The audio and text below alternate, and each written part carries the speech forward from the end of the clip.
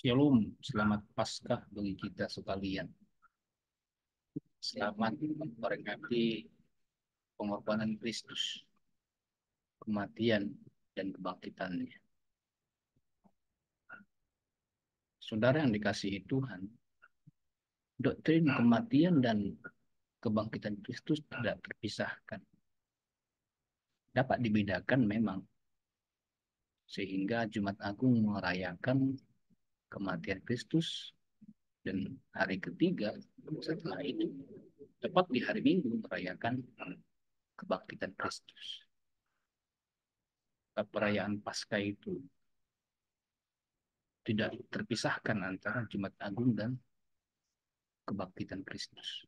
Itulah Paskah.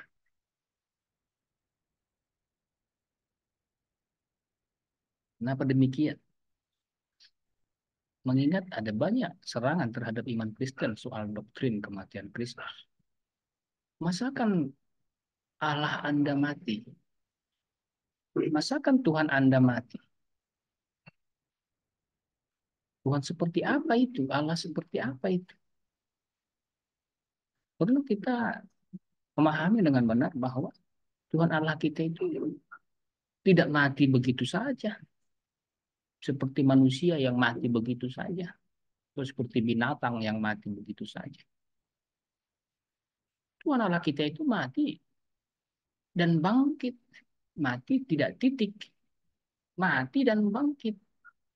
Hanya Allah yang dapat mati dan bangkit. Justru karena itulah iman Kristen diterima sebagai kebenaran dan yang mulia. Siapakah dia yang bisa mati lalu bangkit? Kecuali Allah. Siapa? Justru kekayaan iman Kristen ditunjukkan dengan doktrin kematian dan kebangkitan Kristus. Tuhan Allah yang mati dan bangkit. Lalu yang menjadi perbincangan kita hari ini adalah Kristus Yesus bangkit dengan tubuhnya yang sebelumnya, tubuh lama atau dengan tubuh baru, atau yang sering disebut orang dengan tubuh kemuliaan. Apakah Yesus bangkit dengan tubuhnya yang sebelumnya, tubuh lama, atau dia menggunakan tubuh baru, kemuliaan?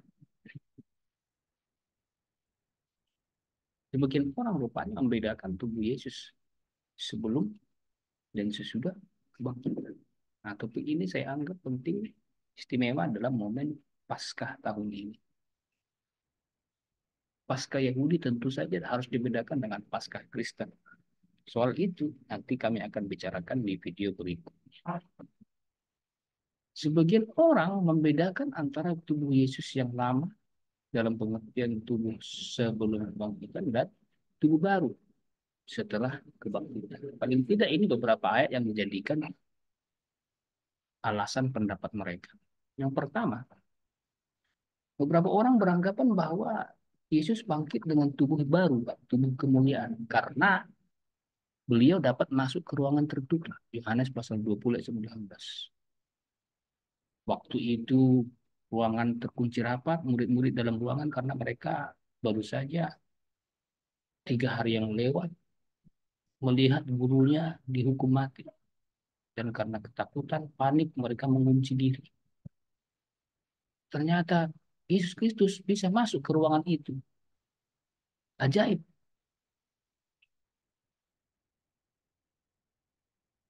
Inilah satu peristiwa yang dijadikan alasan untuk meyakini bahwa tubuh Yesus waktu kebangkitan adalah tubuh kemuliaan.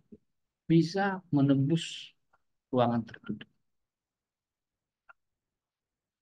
Yang kedua, suatu ketika murid-murid, 2 orang dalam perjalanan ke Emmaus, sambil bercakap-cakap tentang peristiwa Kristus. Lalu Yesus bergabung dengan mereka, bertanya jawab dengan mereka. Mereka rupanya tidak mengenal Yesus. Sepanjang perjalanan bersama tidak mengenal Yesus. Sampai kemudian mereka masuk ke rumah, lalu Yesus memecah roti, baru mereka sadar itu Yesus. Ah, pastilah dia tubuh kemuliaan karena murid-murid tak kenal. Itu alasan kedua yang dipakai sekelompok orang. Alasan ketiga, Maria Magdalena rupanya datang ke kubur Yesus dan tidak menjumpainya di sana. Ada memang malaikat, tapi setelah malaikat itu pergi, ada orang yang menyapa dia. Maria Magdalena tidak mengenali Yesus, padahal itu Yesus. Malahan di ayat itu dicatat bahwa Maria mengira Yesus adalah penunggu taman. Nah, paling tidak tiga ayat ini dipakai beberapa orang untuk meyakini bahwa pastilah Yesus menggunakan tubuh yang lain sehingga bisa masuk ke ruangan tertutup, ajaib, dan tubuh yang lain sehingga tidak lagi dikenali murid-murid, tidak lagi dikenal Maria Magdalena. Nah, saudara sekarang saya ajak kita untuk melihat, emang bagaimana dengan tubuh yang lain? Kita lihat tubuh yang baru. Kalau kita berkata tubuh yang baru itu ajaib bisa menembus ruangan tertutup, apakah tubuh yang lama Yesus berjalan di atas air itu nggak ajaib? Matius 14 ayat 25. Apakah tubuh Yesus yang lama kurang ajaib? Terenungkan sebentar.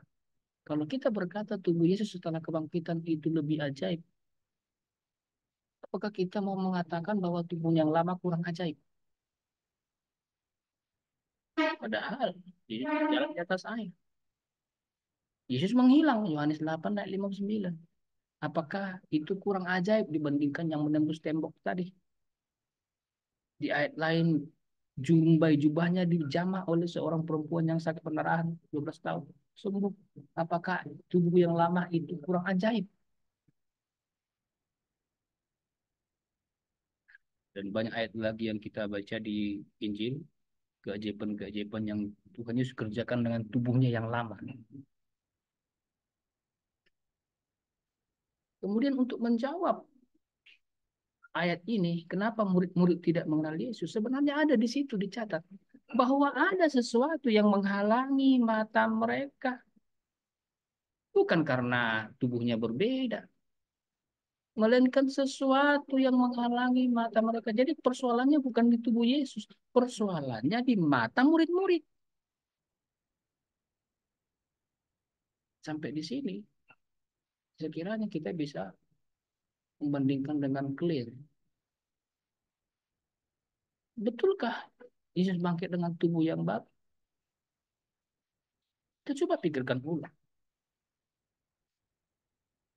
Apa bedanya tubuhnya yang baru dengan tubuhnya yang lama? Saya di sini sudah menunjukkan. Bukan di tubuh masalahnya. Masalahnya bukan di tubuh. Masalahnya adalah di murid-murid.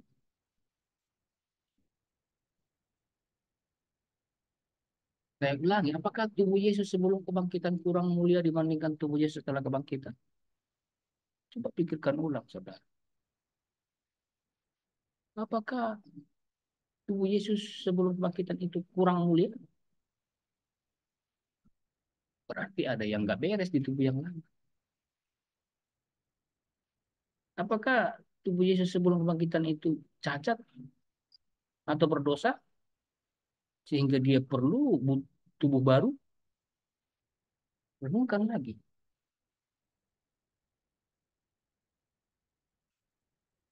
Apakah demikian? Tentu saja tidak.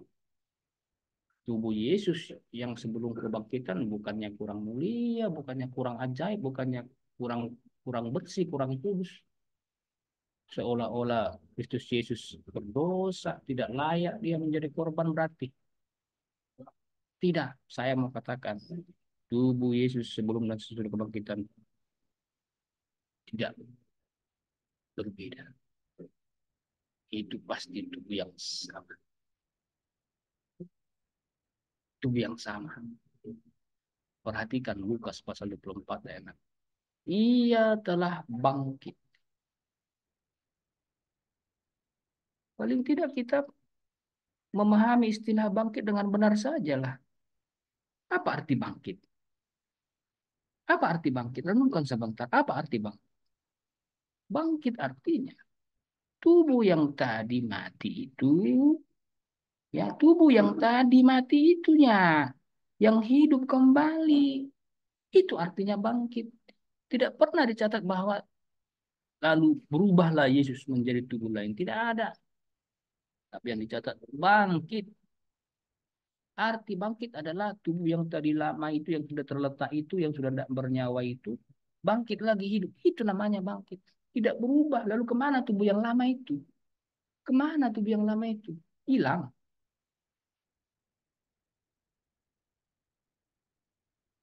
Nah, dari sini dapatlah saya menyimpulkan bahwa Kristus Yesus bangkit di hari Paskah yang kita rayakan seperti hari ini. Itu adalah dengan tubuhnya yang sebelumnya. Itu sebabnya dia menunjukkan bekas paku itu di tangan kakinya. Dia menunjukkan bekas tusukan lambung, tombak di lambungnya. Cucukkan tanganmu, kata Yesus. Itu tubuhnya yang lama, bukan tubuh yang baru. Puji Tuhan. Kiranya menjadi berkat bagi kita sekalian. Selamat Paskah. Tuhan Yesus